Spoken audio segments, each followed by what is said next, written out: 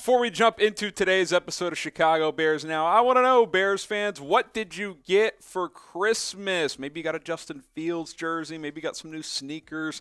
Let me know in the comments. If you didn't get anything, well, from me to you, Merry Christmas. I hope you at least had a couple of nice days with some friends and family.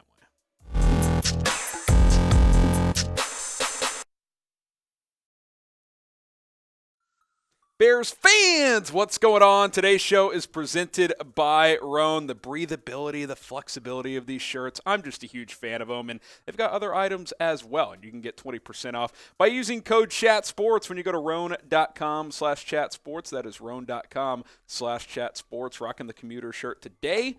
You guys should get after it, roan.com/chatsports. All right, on today's show, offseason going to be here before we know it. 2023 free agency targets. We've talked about the draft a lot, and we still will, believe me, especially now that the Bears get the number one pick. But didn't want to take a look at free agency as well, as, you know, the offseason rumors are certainly starting to kick into gear here, as Chicago is projected to have over $110 million in cap space next year. Exact figure, yet to be determined, I will say. We'll have to get the official salary cap number, but it's going to be a lot of money. Well over $100 million, should be over $110 million, so that is nice to see. The reason I wanted to talk about free agency today as well is two potential Bears free agent targets signed extensions with their current team, so that's not ideal. Elgton Jenkins, the versatile lineman with Green Bay, he signs a 4-year, $68 million extension to stay in the NFC North, unfortunately not with the Bears. Jack Conklin, a potential right tackle option, he signed a 4-year, $60 million extension with the Browns. Both those deals coming down, I believe, on Friday, somewhere in there. So they get locked down. They are staying with their respective teams. And let's be honest, two players the Bears likely would have targeted this offseason. So still a lot of good players out there, but two players that are no longer going to be attainable for Chicago this offseason.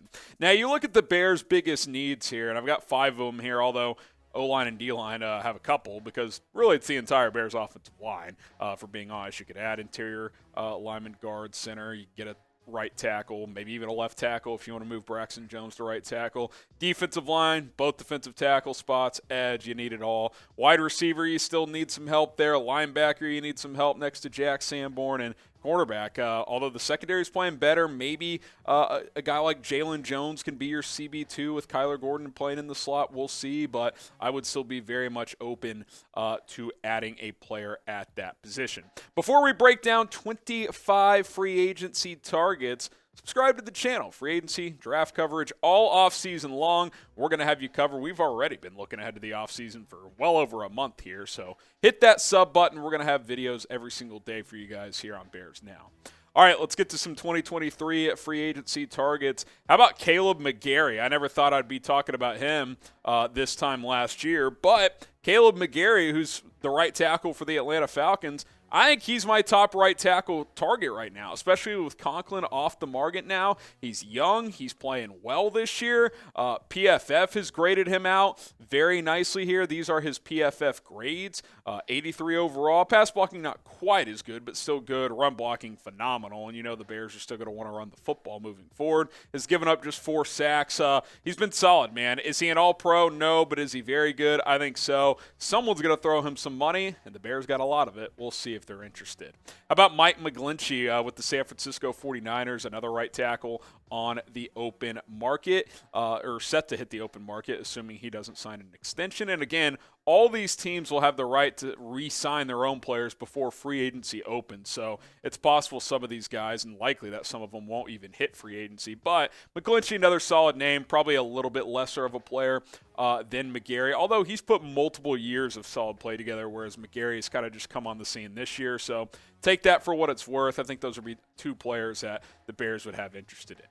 Let's talk about Orlando Brown. I've been asked about Orlando Brown, the Chiefs left tackle, quite a bit, and I do want to mention he played right tackle in Baltimore before getting traded to Kansas City, but I'll tell you why I'm not that interested in Orlando Brown. A couple of reasons. The main reason being he just hasn't been that good this year. He's allowed either the second or third most pressures in the NFL per PFF. Now, you know, some of that's playing with Mahomes. He dances around, so those pressures could be kind of skewed and inflated. Well, still, I mean, second, third most, that's not great for a guy who wanted to reset the market last year.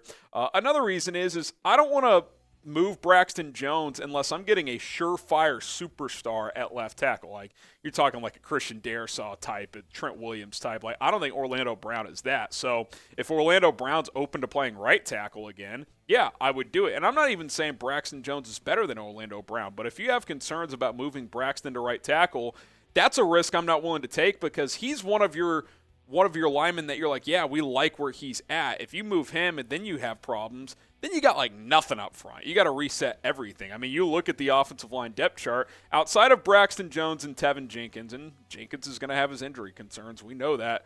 What do you trust here? Cody Whitehair, he looks cooked to me. Sam Mustipher, he's a backup. Same with, maybe Lucas Patrick can come back and be the starting center, but I'm not high on that idea.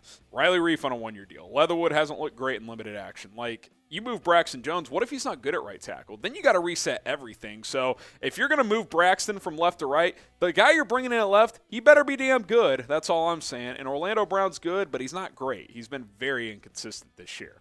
Now, do you want to keep Braxton Jones at left tackle? Type Y for yes, type N for no.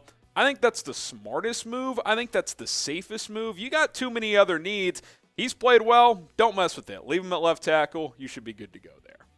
Couple more guys, some lesser names here. Jawaan Taylor with the Jags, who's played decently this year. He was kind of considered a bust earlier in his career, but he started to play a little bit better. I think it's like a cheaper right tackle option. I would be interested. Andre Dillard, who's more of a left, but he's been this, a bit of a swing tackle in Philadelphia. I think he's more of a left than a right, so that's not an ideal. Maybe you could bring him in as like a swing tackle, but at the same time, you could probably just keep Larry Borum for that.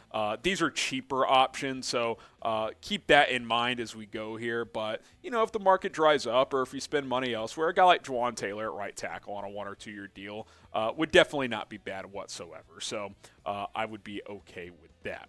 Now, I told you guys today's show presented by Roan, rocking their commuter shirt today with their 4-way stretch fabric. It offers very good versatility, flexibility. You're going to be very, very comfortable. Men's closets were due for a radical reinvention, and Roan stepped up to the challenge as their commuter collection is the most comfortable, breathable, and flexible set of products known to man, and here is why. Roan helps you get ready for any occasion with the commuter collection, which offers the world's most comfortable pants, dress shirts, quarter zips, and polos. You never have to worry about what to wear when you have the Roan commuter collection. Mobility, guys, it is everything. Roan's comfortable 4-way stretch fabric provides breathability, flexibility that helps you that leaves you free to enjoy what life throws your way, from your commute to work to your 18 hours of golf. You can rock these shirts on the golf course.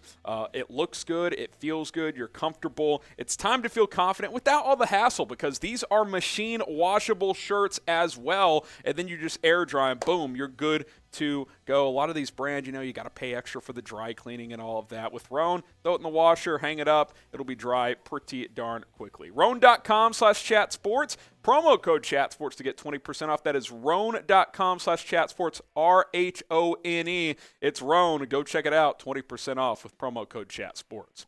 All right, let's keep it moving here. We'll look at the wide receiver position a little bit now. JuJu Smith-Schuster with the Kansas City Chiefs. I think he's the top receiver on the open market right now. While missing a couple games, he's quietly put together a really solid season. Now, he hadn't found the end zone a bunch, but 74 catches, 877 yards, and 3 touchdowns with 2 games to go. He's got a real shot at cracking 1,000 yards, and had he not missed a couple games with a concussion and a different injury, he could be pushing for 1,200 yards. Juju's really had a nice bounce-back year with the Chiefs. I'll be curious to see what his market is.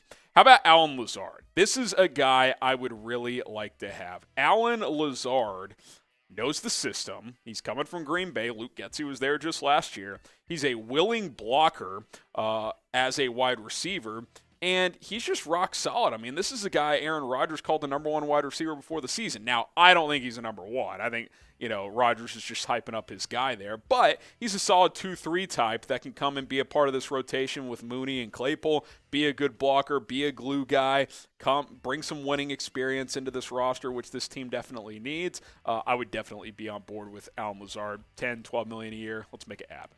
How about Jakobi Meyers? Look, Jakobi Meyers, unfortunately, is now known for the play against the Raiders, where he inexplicably threw the ball backwards. It got picked off, and they lost. But you actually look at the player itself, and keep in mind, this is with like pretty bad quarterback play over the past couple of years for New England. 59 catches in 2020, 83 in 2021, 58 this year. Good yardage along the way. I mean, it's like a number 2 or 3. He's pretty solid as a rotation guy, and I don't think he's going to cost that much. So Jakobi Meyers, remember the name. He might be a good option. How about Mecole Hardman? Certainly a different type of player, 5'11", 6 foot. Not purely a gadget guy, but a guy that you can use in gadget ways. He's like just a better Velus Jones, basically, right? Like, he's a deep threat. You can bring him on jet sweeps. He's a great punt returner. Can be a kickoff returner as well. He would bring you that speed you're looking for. If you're uncomfortable with Velus, or if you just want to add another type of player with that ilk, Mecole Hardman could be that guy. Now, I was pleased to see how Velus played this past Saturday against Buffalo, his best game of the year. But I'd still be open to signing Mecole Hardman. He's a decent enough route runner as well. How about Noah Brown, a guy who kind of just hung around in Dallas over the past few years, was mostly used as like an H-back blocker early on, but coming out of Ohio State, he was kind of this big physical jump ball type of guy, and he was forced into heavier action earlier this year with Michael Gallup hurt, had to play that number 2 role for Dallas. Big body, can go up and get it, has over 500 yards and 3 touchdowns this year. I don't think he's a number 2, but I think it's like a 3 or a 4. This is a solid option. He's got experience. He's played some different positions for Dallas over his career. If he's like your 3 or 4, I think that would be a pretty good set there. Should the Bears use free agency or the draft for receiver? Obviously, both could be the answer here, but if you're trying to get like one guy, for example, would you rather do it in the draft or in free agency? Type F for free agency, D for draft. I think there's more upside in the draft, but, rookies, sometimes it takes a little bit longer, so keep that in mind as we go here. All right, let's go to defensive line now. We got 5 guys I want to look at. Daron Payne. Daron Payne and Javon Hargrave. We'll go ahead and kind of talk about them both here, because what does Matt Eberflus keep telling us? 3 tech is what makes this defense go. 3 tech. I mean, it is so obvious that they need a 3 tech defensive tackle. Payne can play 1 tech or 3 tech, but he's talented enough to play 3. Look at these guys' production this year. Payne in Washington, Hargrave in Philadelphia. They each have right at 10 sacks, 9.5 for Payne. Tackles for loss has been better for Payne. QB hits for both has been good. I mean, these are stud interior linemen. If you can get a disruptor at that 3 tech defensive tackle spot, that's game-changing for a defense. And that is why these 2 guys are my top 2 overall free agent targets. Now, if Chicago really likes Jalen Carter and they're in a position to draft him, if they have a top 2 pick, then, yeah, they may decide, we're not going to go D-tackle in free agency because we're drafting Carter. But, man, you get Payne or Hargrave on the defensive line. Both are franchise tag candidates. They could get tagged by Washington and Philadelphia, but, man, those would be game-changing type of players for Chicago. How about J.J. Watt? Listen, I know he's had a lot of injuries, but goddamn, he's still good. Have you seen him the last few weeks? I mean, it looks like he's 25 again. I mean, he is incredible. 9.5 sacks, 21 quarterback hits. I mean, he single-handedly almost won that game for the Cardinals against the Bucs. I mean, I'm not exaggerating at all. He was the best player on the field, and it really wasn't that close. His wife plays soccer in Chicago. We've talked about this before. Bring Watt to Chicago. 2-year deal, $30 million, $15 per. Let's do it, man. I think he signed for $232 with Arizona a couple years ago. I don't think he'll re-sign there because the Cardinals have a weird offseason ahead. Come to Chicago, JJ. Be that veteran leader, winner type, and bring that winning culture to this football team. It'd still be a damn good player. Is he going to miss games? Almost certainly. This year, though, he's played 14 out of 15, so he's had a healthy year this year.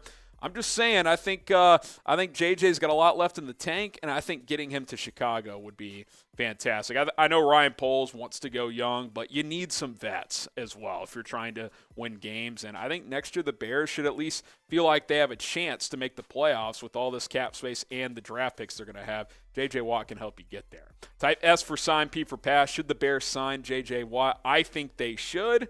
We'll see if they actually do it.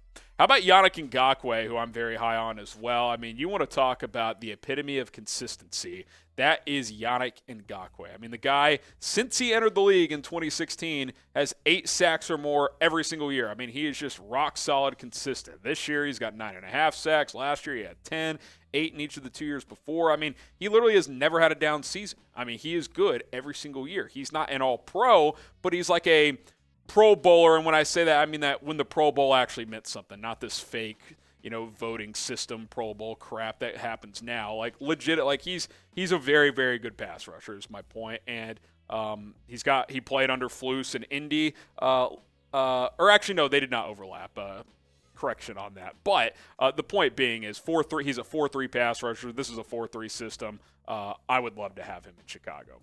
How about Jadeveon Clowney, who's had some injuries this year, but he's a great run stopper, still a good pass rusher. He's only 29. I mean, feels like he's been around forever, but 1-2 year deal. I mean, that's pretty much what he does every year now is just sign a 1-year deal, bring him on board, and because this front four's got to get better, and it's got to get better right away. All right, 10 other guys I want you guys to keep an eye on, 25 in total here today as we go through this. Coop, help me out again here on the pronunciation. Seumalo, Isaac Seumalo, the Eagles offensive guard, rock solid, 29, 30 years old. I think like a 3-year deal to be your other guard with Tevin Jenkins. I think that'd be a pretty solid deal. He might get 10 or 12 million per year, but he's rock solid. Nate Davis could be a lesser option, but pretty good for Tennessee, 1 or 2 year deal probably. Ethan Pocic, center, now with the Browns, used to be with the Seahawks. He's been really good this year. He's been like a top 5, top 7 center in the NFL. Rodney Hudson isn't what he used to be, but if you want like a vet on a 1-year deal, he could be an option. Connor McGovern, solid, not great, but I think he's better than what you currently have at center. Keep an eye on the draft for center as well. Evan Engram, I mean, he's been unbelievable this year. Like, he leaves New York, and all of a sudden, he's the guy we thought he was coming out of college. He has over 60 catches, over 600 yards. You pair him with Cole Kmet, especially with the wide receiver market not being great. That's intriguing. Dalton Schultz, Mike Gesicki, a couple other tight end options you could pair with Kmet. James Bradberry, Jamel Dean, a couple good corners if you don't feel comfortable with Kendall Vilder, Jalen Jones, or Josh Blackwell being that other starting corner opposite of Jalen Johnson, and with Kyler Gordon in the slot, I think corner is definitely a position to look at here. So there's other names out there. We're going to continue to talk about, rumors around free agency of the draft because I've said it before and I'll say it again. This offseason is the biggest offseason in the history of the Chicago Bears because for once you have the quarterback. Now it's about figuring everything else out. So we'll have you guys covered for all of it. So don't miss any of it. Subscribe. Turn on those notifications. Go check out roan.com/chatsports. Promo code chatsports. Awesome shirts and pants and polos and all kinds of stuff. Go check them out. And we'll see you guys soon here at Bears Now.